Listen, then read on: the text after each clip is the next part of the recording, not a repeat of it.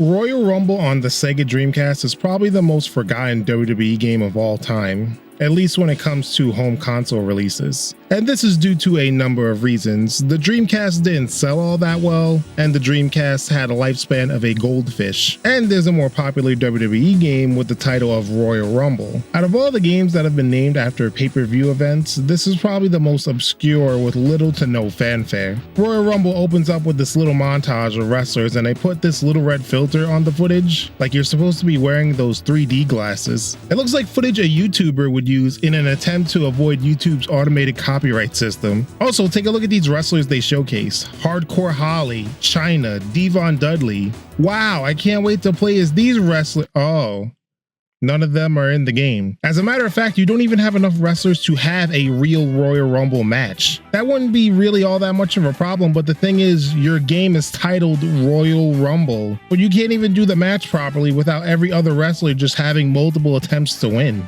I mean, come on, I'm D'Lo Brown with a little gray on my pants, fighting D'Lo Brown with a little blue on his pants. It doesn't make any sense. The reason this is because Royal Rumble was an arcade game that got ported over, but nothing was done to enhance the game for home consoles besides adding in Vince McMahon and the product of his semen. You have this exhibition mode where you run a gauntlet of 10 matches. The game looks quite good, which you probably wouldn't think so because it really doesn't, but you gotta remember this game came out before the PS2 games, so this was their competition in terms of looks. That's disgusting. This game can have the title of being the best looking wrestling game at one point in time, for whatever it's worth. Now, this is the engine from the PS1 SmackDown games, so the game is very similar but dumbed down. You have a button for strikes, a button for grapples, and a button for everything else. From running, pinning, climbing the turnbuckles, reversing, everything. The game is similar, but adds in some pretty unique things. You have this special meter. Each time it fills up, you get one S. These S's can be used for offensive moves, but can also be used for defensive moves, like getting up quickly, breaking a grapple, kicking out of pins, and saving yourself in a Royal Rumble match. When you have 3 S's, you can perform a finisher.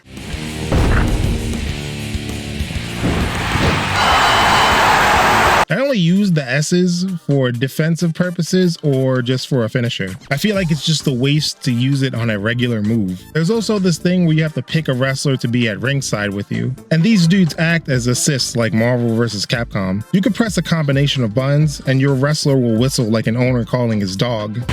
And your ringside wrestler will help in 3 ways. Red, they'll do a tag team move with you.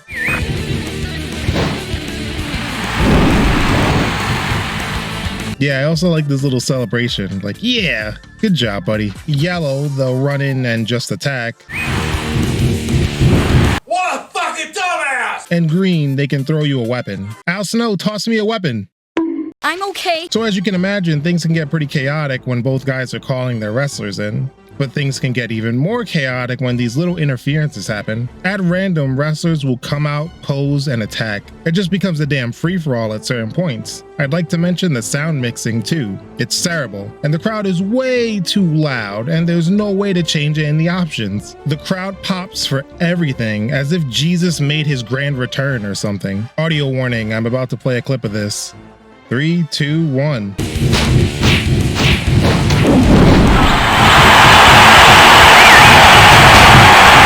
After some time, the lights could go dim and everyone looks up. Is that you, God? Maybe it was because some entity transports you to the backstage area to finish off the match, which is a nice change of pace. The gameplay is fast, chaotic fun, but it's limited due to its arcade nature and the controls are weird. The analog stick isn't used at all, and I thought it was emulation error on my part, especially considering no reviews I've seen of this game mention this. But I found a guide on GameFAQs that states the analog stick just isn't used. So you have to control your character with the D-pad, which should put an arrest warrant on whoever decided that was a good idea. You mean to tell me you couldn't give analog stick controls? Another thing is that the targeting is weird. Oftentimes I find myself hitting and grabbing the ghost that's haunting the arena and not the wrestler I'm facing. And the depth overall just isn't there. I mean, you can't even leave the ring. After going through a gauntlet of 10 matches, the last match is Vince McMahon. Vince just shits all over me. And it's kind of crazy that I have to clarify that I say that in a figurative sense.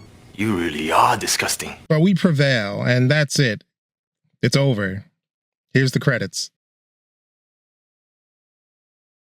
This is unskippable, by the way. And that's it for exhibition mode. You don't even get a screen or some type of indication that you've unlocked Vince. Even in the character select screen, he's not there. You have to navigate to the little select superstar ticket crawl that's in the middle. Would it have been that much of a Herculean task to just put Vince and Shane's portraits on the side? Then we have the Royal Rumble match. This doesn't work like an ordinary Royal Rumble, and I don't just mean the duplicate wrestlers that come out. You have to eliminate 30 wrestlers. Yes, you have to eliminate 30 wrestlers. The ones that are eliminated by the CPU don't count. So if you think you could just stay up the top rope and cheese the system, well, you're wrong.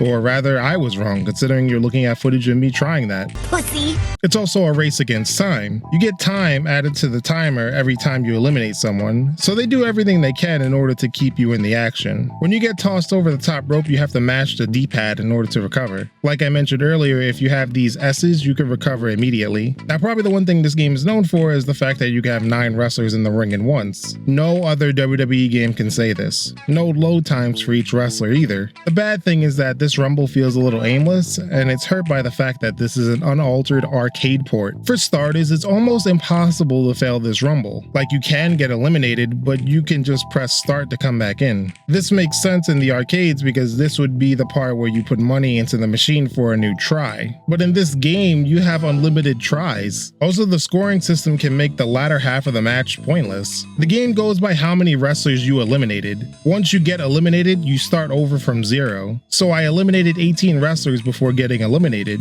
Now, I ain't the smartest arithmetician on the earth, but it's impossible to top 18 because there's only 12 wrestlers left. So there's nothing to do besides just win the match, which gets more and more difficult as time goes on, by the way. You win the Rumble, the credits play again, you can't skip them, and congrats, you've just seen everything there is in Royal Rumble in a matter of minutes. Royal Rumble was just a quick port job to have on the Dreamcast. There's a good game deep in here, but you needed to make changes to some of the arcade aspects of this game in order for it to work on a home console release. The arcade game was just a quick 5 to 10 minute playthrough, and that worked for the arcade, but this is a $50 home release that has 2 matches.